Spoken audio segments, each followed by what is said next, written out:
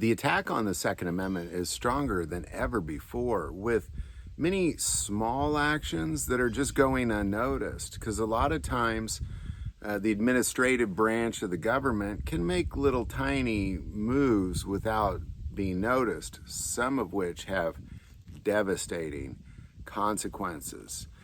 Now, one of the biggest, which again, I haven't even heard anybody talk about, is the White House has ordered an updated definition of misdemeanor violent crimes when it comes to you passing a NICS background check.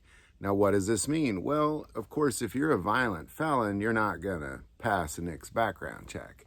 What they've done is they wanted to enhance and change the definition of misdemeanor violent crimes to make sure that the smallest of any infraction of violent crimes means you do not pass that NICS background check. So let's just say you got into a small shoving match in a bar where the police were called and maybe you received a citation for minor battery or just something small.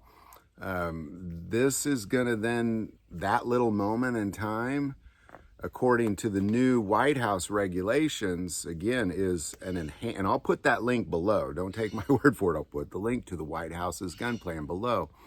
But this is to include an enhanced and updated definition of misdemeanor crimes on your NICS background check.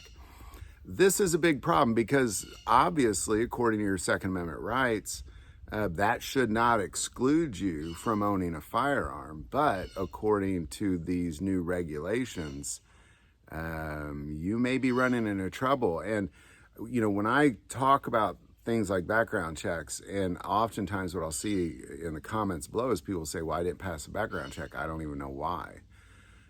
This might be why. This might be why. Meaning, you know, essentially, let's say, you know, way back in college, you got into a fight at a football game or something. Well, now you might not be able to buy a gun because even if it was a tiny little misdemeanor, they now have demanded that on those NICS background checks that they enhance and change the definition of what that misdemeanor means.